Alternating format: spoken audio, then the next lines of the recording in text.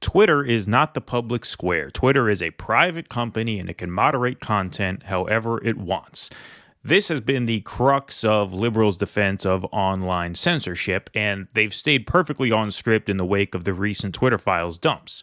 Now, of course, the private company defense isn't a defense at all because it doesn't address the core problem with the stifling of online speech. Rather, it simply restates it. In other words, yes, we know that Twitter isn't technically the public square, and yes, we know that legally they have the right to set their own terms of service with no regard for constitutional precedent. We see that as a problem, and you don't. You see the mentioning of that, the citing of those two facts, as an answer to our stating of the problem. Well, all you've done is stated the problem right back to us, because we see it as a huge problem that giant monopolistic tech companies have become bigger than any public square ever could, and that they're not bound by constitutional ideals of free speech and free expression. We see that as a problem, that Twitter isn't the public square. And so, technically speaking, because Twitter isn't the public square, and because you have restated and confirmed to us that it isn't the public square, that is not our point of disagreement. Our point of disagreement is over the question, should Twitter be the public square? Should Twitter and should social media, or should the internet more broadly, function as a public square? If you really value the First Amendment, right, which guarantees freedom of speech in the public square, however that is defined, then surely you must think that speech itself, the open dissemination of information and ideas, is a good thing, right? If you really appreciate First Amendment values, then surely you must feel that the exercising of First Amendment rights is a virtuous act. So what I'm really getting at here is that if you actually believe in the inherent virtue of the First Amendment, you should hold the view that the bigger and broader the public square, the better. In other words, the more places in which free speech is allowed, the better. The public square is traditionally, historically thought of as kind of a town park where you are, yes, free to get up on a soapbox and say your piece. You can pass out flyers or pamphlets, or you can show your artwork or sing your songs, right? Whatever you want to do. Of course, in an actual public square, a physical public square, a space like a park, right? Your audience is limited to whoever else happens to be there when you're there, and whoever takes the time to stop what they're doing and absorb whatever your message happens to be.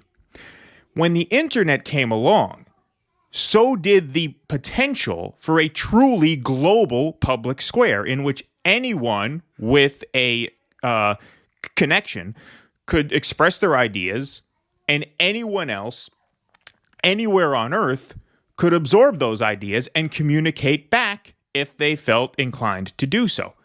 So to actually value free speech is to see the internet as this miraculous opportunity to truly democratize global communication. And Twitter is a perfect example of this in action.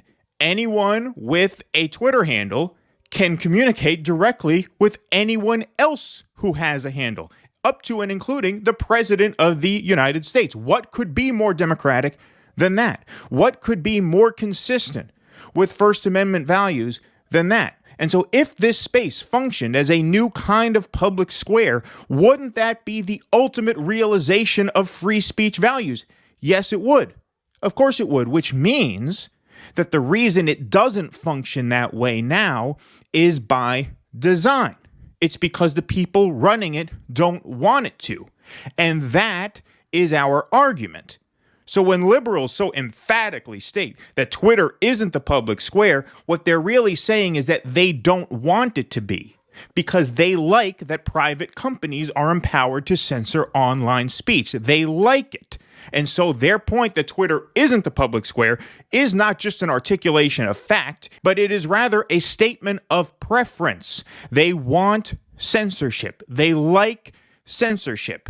And they hide behind the fact that it's a private company as an attempt to hide their opinion that that private company ought to police speech on its site.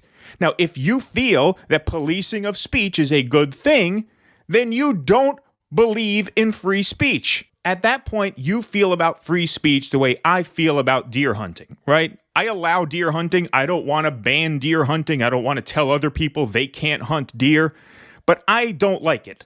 I would never do that. I'm just not the kind of person who could point a gun at a deer and fire it, right? It's just not my thing, right?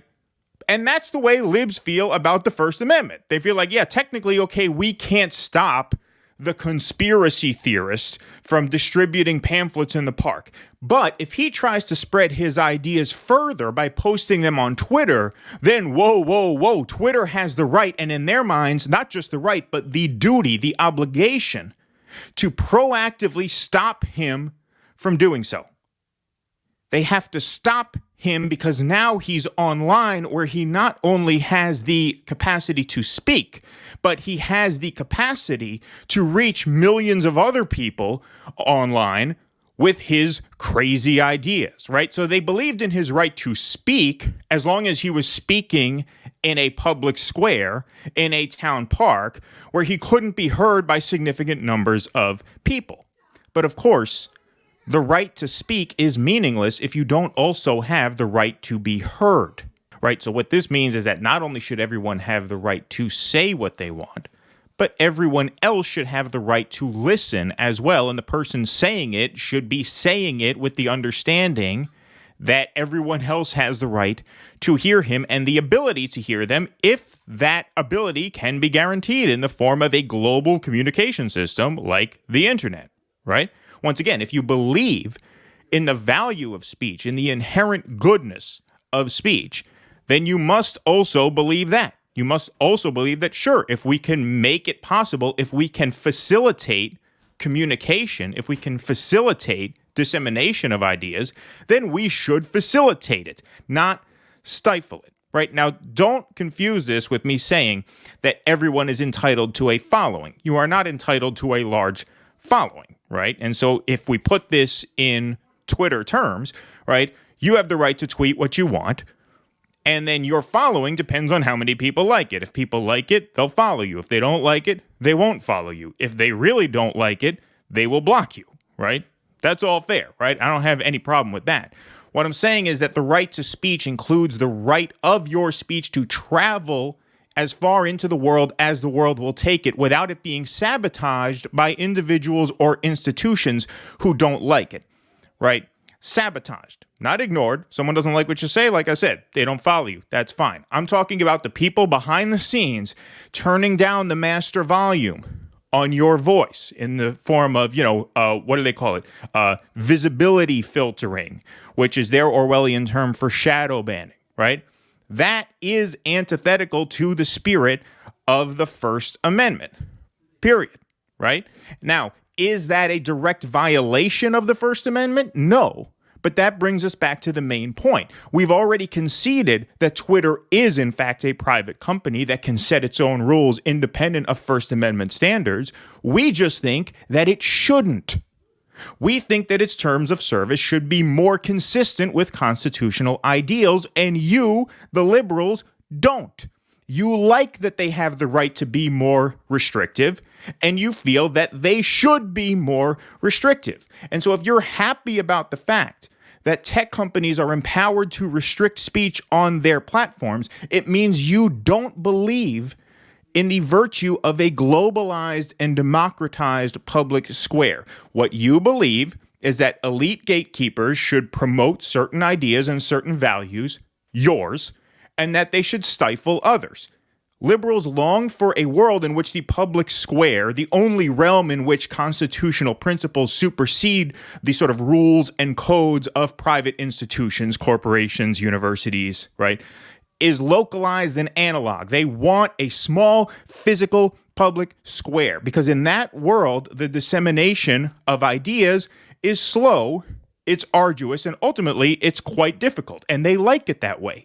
They might superficially believe that speech is a right, but they fundamentally believe that being heard is a privilege to be attained by adopting their worldview, which they have adopted through ascension of their meritocracy. The private business people who run these companies will allow you to express yourself if you play by their rules. In other words, if your ideas don't rub them the wrong way. You have to learn how to think like them if you want the privilege of communicating on their platforms. This is disgustingly anti-democratic and patently anti-constitutional. No one who actually believes in the basic goodness and rightness of the First Amendment can feel comfortable with this dynamic. Anyone who does, quite simply, hates free speech, period. Don't let them try and weasel their way out of taking that position. Force them to admit it. I hope this little monologue here has equipped you with the tools necessary to do that. Please clap.